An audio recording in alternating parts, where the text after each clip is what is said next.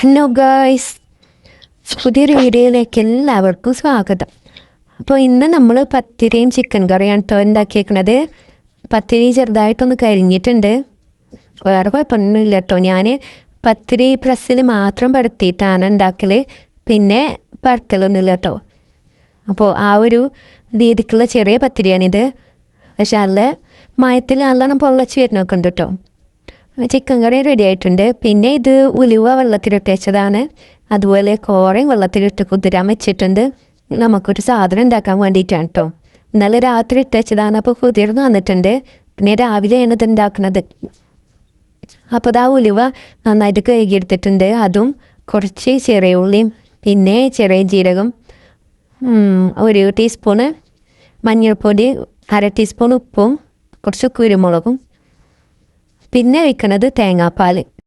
ഇതെല്ലാം കൂടി ചേർത്തിട്ട് നന്നായിട്ട് മിക്സ് ചെയ്തെടുക്കുക കേട്ടോ. പിന്നെ കുതിർത്ത് വെച്ച ഉണക്കമുന്തിരിയാണിത്, അതും കൂടി ചേർത്ത് കൊടുക്കുന്നുണ്ട്. എന്നിട്ട് കുക്കർ അടച്ച് വെച്ചിട്ട് നന്നായിട്ട് വേവിച്ചെടുക്കുക. 6 വിസിലടിച്ചിട്ടുണ്ട് കേട്ടോ. അതിൻ്റെ ഇടയിൽ നമ്മൾ ശർക്കര ഉരുക്കിയെടുക്കാൻ 6 ശർക്കരയാണ് ഞാൻ എടുത്തിട്ടുള്ളത്. അപ്പോൾ അതിലേക്ക് 1 കപ്പ് വെള്ളം ചേർത്തിട്ട് അതൊന്ന് ഉരുക്കിയെടുക്കുക. അപ്പോഴേക്ക് നമ്മൾ കുക്കറിലിട്ട സാധനങ്ങൾ വെന്തു, നല്ലോണം വെന്ത് തുടങ്ങിയിട്ടുണ്ട് കേട്ടോ. ഇങ്ങനെ ആവണം. ഇനി നമുക്കിത് അടച്ചെടുക്കാനുള്ളതാണ്. അപ്പോൾ അതവിടെ മാറ്റി വെച്ചിട്ടുണ്ട്. ഈ ശർക്കര ഉരുക്കിയെടുക്കാം. ഇപ്രാവശ്യം എൻ്റെ ഗ്യാസ് 4 മാസം നിന്നിട്ടുണ്ട് കേട്ടോ. എന്നിട്ടിപ്പോൾ കഴിഞ്ഞു കേട്ടോ ഒരു കുറ്റി. ഇനിയാണ് പേടി, ഇനി അടുത്ത് വരുന്നവരെ പേടി തന്നെയാണ്.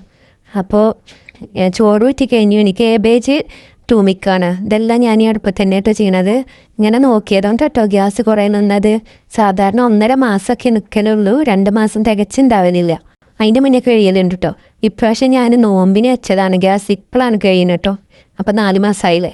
അങ്ങനെ കേബേജിൽ മഞ്ഞൾപ്പൊടി ഉപ്പൊക്കെ ഇട്ടിട്ട് അങ്ങനെ വേവിച്ചെടുത്തു.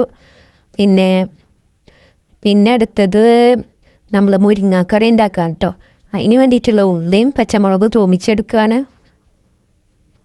അപ്പോൾ ഇതെല്ലാം അടുപ്പത്ത് ഞാൻ ചെയ്യുന്നുണ്ട്. രാവിലെ ഞാൻ അടുപ്പ് കത്തിക്കുന്ന സമയത്ത് ചോറ് വെക്കുമ്പോൾ അതിന് ശേഷമുള്ള പരിപാടികളോ മാത്രം ഇവിടെ ചെയ്യല്. പിന്നെ വൈകുന്നേരത്തൊക്കെ ഞാൻ ചായ ഉണ്ടാക്കാനും എന്തെങ്കിലുമൊക്കെ പലഹാരങ്ങൾ ഉണ്ടാക്കുകയൊക്കെയാണെങ്കിൽ അതൊക്കെ ഗ്യാസ്മ തന്നെ ആയിട്ട് ഉണ്ടാക്കല്. രാവിലത്തെ തന്നെ ഉള്ളൂ അടുപ്പത്ത് ഉണ്ടാക്കൽ, എന്നാലും അത് കുറേ ഒരുപാട് പണിയല്ലേ. അതുകൊണ്ട് ഗ്യാസിന് നല്ല ലാഭമാണ് കേട്ടോ അത് അടുപ്പത്തുണ്ടാക്കുന്നുണ്ട്. പിന്നെ ചിലതൊക്കെ ഈസി കുക്കിൽ ഉണ്ടാക്കും. അങ്ങനെ അതൊക്കെ അവിടെ റെഡി ആയിട്ടുണ്ട്. ഇനി ഇവിടെയൊക്കെ ഒന്ന് അടിച്ചോരി എടുക്കുകയാണ് കേട്ടോ. ഇന്ന് തുടക്കണമൊന്നുമില്ല, അതിന് മാത്രം ചളിയൊന്നുമില്ല. ഇനി മഴക്കാലമായതുകൊണ്ട് ഉണങ്ങാനും പണിയാണ്. അതുകൊണ്ട് ഞാൻ 1.5 ഇപ്പോൾ തുടക്കലുള്ളൂ കേട്ടോ മഴക്കാലത്ത്. അപ്പോൾ ഇവിടെയൊക്കെ ഒന്ന് അടിച്ചുവരി വൃത്തിയാക്കിയിട്ടാണ്. നമ്മൾ ഈ ടൈൽസിൽ അടിച്ചുവരി ഇട്ടാൽ തന്നെ നല്ല വൃത്തിയാട്ടോ. അപ്പോഴേക്ക് നമ്മൾ കഞ്ഞിവെള്ളമൊക്കെ തിളച്ച് വന്നിട്ടുണ്ട്. ഇനി അതിലേക്ക് മുരിങ്ങൻ്റെ ഇല ചേർത്ത് കൊടുക്കാൻ. മുരിങ്ങല ഇട്ടെടുത്തിട്ട് നന്നായിട്ടൊന്ന് തിളപ്പിച്ചെടുത്താൽ മുരിങ്ങക്കറി റെഡി. അപ്പോഴേക്ക് മീൻ കൊടുത്തിട്ടുണ്ട്. അത് എല്ലാം കഴിഞ്ഞതിന് ശേഷം കേട്ടോ മീൻ കൊടുക്കുന്നത്. അപ്പോൾ ഇനിയിപ്പോൾ ഇത് ഗ്യാസുമ്മ തന്നെ പൊരിക്കണം. പിന്നെ ഈസി കുക്കിലാണെങ്കിൽ മീൻ പൊരിക്കുമ്പോൾ പെട്ടെന്ന് കരിയും കേട്ടോ. അതിനെ പറ്റിയ ചട്ടിയൊന്നുമില്ല, ഉള്ള ചട്ടിയിൽ വേഗം കരിഞ്ഞു പോവും. അതുകൊണ്ട് അത് ഗ്യാസുമ്മ തന്നെ ഉണ്ടാക്കാം കേട്ടോ. ഇന്നും മത്തി തന്നെയാണ് കിട്ടിയിട്ടുള്ളത്. മത്തി നല്ല ടേസ്റ്റ് ഉള്ളതുകൊണ്ട് മത്തി തന്നെ വാങ്ങിയതാട്ടോ. നല്ല പഞ്ഞിയുള്ള മത്തിയാണ്. ഈ മഴക്കാലം കഴിയോളം അങ്ങനെ തന്നെ ആവുമെന്ന് വിചാരിക്കണം. പിന്നെ മറ്റുള്ള മീനൊന്നും വലിയൊരു ഇതില്ല. പഞ്ഞിയുള്ളത് തൊട്ട് മക്കൾക്ക് പഞ്ഞി ഇഷ്ടമായതുകൊണ്ട് മത്തി തന്നെ വാങ്ങാം കേട്ടോ. പിന്നെ അയിലി നല്ല ടേസ്റ്റ് ഉണ്ട്. അങ്ങനെ ഈ 2 മീനുകളും മാത്രമേ ഉള്ളൂ ഇപ്പോൾ വാങ്ങൽ. അപ്പോൾ ദാ ഇത്രയും പഞ്ഞി ആ മത്തീന്ന് കിട്ടിയിട്ടുണ്ട്. അപ്പോൾ ഒരു ചട്ടിയിൽ പഞ്ഞിയും ഒരു ചട്ടിയിൽ മീനും പൊരിക്കുക കേട്ടോ. പിന്നെ നമ്മളുടെ ഈ സംഭവം ലേഹ ഉണ്ടാക്കാനുള്ള ഐറ്റംസുകൾ കുറേ കഴിഞ്ഞിട്ടാട്ടോ കിട്ടിയത്. അപ്പം അതും ഗ്യാസ്മ തന്നെ ഉണ്ടാക്കേണ്ടി വന്നു. അതിനുള്ള ഒരു ബദാമും അണ്ടിപ്പരിപ്പും റോസ്റ്റ് ചെയ്തെടുക്കുകയാണ്. പിന്നെ നമ്മൾ ആ ഒരു വേവിച്ചെടുത്ത മിക്സ് ഉണ്ടല്ലോ അത് അരച്ചെടുത്തു കേട്ടോ. പിന്നെ നമ്മൾ ഉണ്ടാക്കുന്ന ചട്ടിയിലേക്ക് 2 ടീസ്പൂൺ നെയ്യ് ചേർത്ത് കൊടുത്തു. എന്നിട്ട് അരച്ചെടുത്ത അരപ്പ് അതിലേക്ക് ചേർത്ത് കൊടുത്തു. പിന്നെ അണ്ടിപ്പരിപ്പും ബദാമും റോസ്റ്റ് ചെയ്തത് ഒന്ന് ക്രഷ് ചെയ്തെടുത്തു. ഈത്തപ്പഴം അരച്ചെടുക്കുകയും ചെയ്തിട്ടുണ്ട്. ഈത്തപ്പഴം അരച്ചതും കൂടി അതിലേക്ക് ചേർത്ത് കൊടുക്കുന്നുണ്ട് കേട്ടോ. ഇപ്പം നമ്മൾ തീ ഓണാക്കിയിട്ടില്ല. ഇതെല്ലാം ചേർത്ത് നന്നായിട്ട് മിക്സ് ചെയ്തതിന് ശേഷം തീ ഓണാക്കുള്ളൂ. അങ്ങനെ ഈത്തപ്പഴം അരച്ചതും ചേർത്ത് കൊടുത്തു. പിന്നെ 1/4 കപ്പ് എന്താ പറയുക കൂവപ്പൊടി ഉണ്ടല്ലോ അതാണ് കേട്ടോ ചേർത്ത് കൊടുത്തത്. ആരോ റൂട്ട് പൗഡർ അതങ്ങനെ വാങ്ങിയതാട്ടോ. പിന്നെ ഇത് കോറ അരച്ചത് അതിൻ്റെ ഉമ്മിയൊക്കെ തന്നതിന് ശേഷം അതും ചേർത്ത് കൊടുത്തു. പിന്നെ ശർക്കര ഒരുക്കിയതും അതൊന്ന് അരിച്ച് ചേർത്ത് കൊടുക്കണം കേട്ടോ. അതിൽ കല്ലോ പൊടി എന്തെങ്കിലും ഉണ്ടാവും, അപ്പോൾ അത് പോകാൻ വേണ്ടിയിട്ട് ഒന്ന് അരിച്ചിട്ട് ചേർത്ത് കൊടുക്കാം. പിന്നെ ഇതിലേക്ക് തേങ്ങാപ്പാൽ 1 പാലാണ് കേട്ടോ ചേർക്കുന്നത്.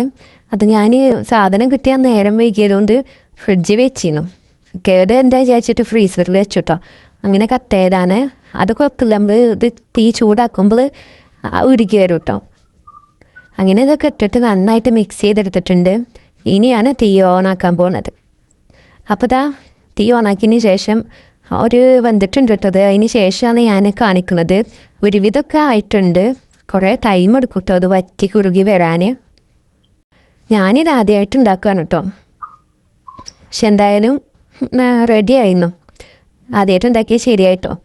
പിന്നെ ഇതിലേക്ക് ഞാൻ നല്ലോണം ചട്ടിയിൽ നിന്ന് വിട്ട് വരാൻ പാകത്തിലായപ്പോൾ അണ്ടിപ്പരിപ്പും ബദാം റോസ്റ്റ് ചെയ്തതും കൂടി ചേർത്ത് കൊടുത്തു.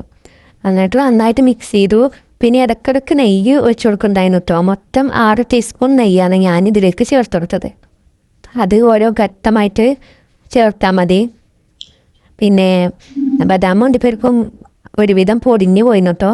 ചിലതാണെങ്കിൽ വലിയ കഷ്ണങ്ങളായിട്ട് കിടക്കുന്നുണ്ട്. അതൊന്നും കുഴപ്പമില്ല, നമുക്ക് കടിച്ച് അങ്ങനെ തിന്നാൻ പറ്റണതുള്ളൂ. അപ്പോൾ ചട്ടിയിൽ നിന്നൊക്കെ വേറിട്ട് വരാൻ തുടങ്ങിയിട്ടുണ്ട്. ഒരുവിധം ആയിട്ടുണ്ട് കേട്ടോ. ഇനി ഇത് കയ്യിലിട്ട് ഉരുട്ടിയെടുക്കാൻ പാകത്തിനാവുമ്പോഴാണ് നമ്മൾ തീ ഓഫ് ആക്കുക. അങ്ങനെ അതങ്ങനെ റെഡി ആയിട്ടോ. പിന്നെ പുറത്തേക്ക് ഇറങ്ങിയപ്പോഴാണ് ഈ ഒരു കാഴ്ച കണ്ടത്. തേനീച്ചക്കൂടാണ് കേട്ടോ ഇത്. ചീമക്കൊന്നൻ്റെ മുകളിൽ തേനീച്ചക്കൂട്. ഇതെല്ലാ കൊല്ലവും മഴക്കാലത്ത് കാണാൻ പറ്റുന്ന ഒരു കാഴ്ചയാണ് ഈ തേനീച്ചക്കൂട്.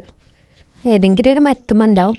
ഇപ്രാവശ്യം ചീമക്കൊന്നമ്മേന്, കഴിഞ്ഞ പ്രാവശ്യം ഒരു വേറെ മരത്തുമ്മേനു കേട്ടോ.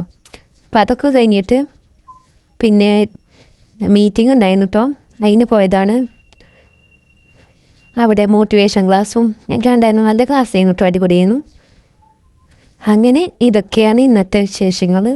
വീഡിയോ ഇഷ്ടപ്പെട്ടാൽ സപ്പോർട്ട് ചെയ്യാൻ മറക്കരുത് കേട്ടോ.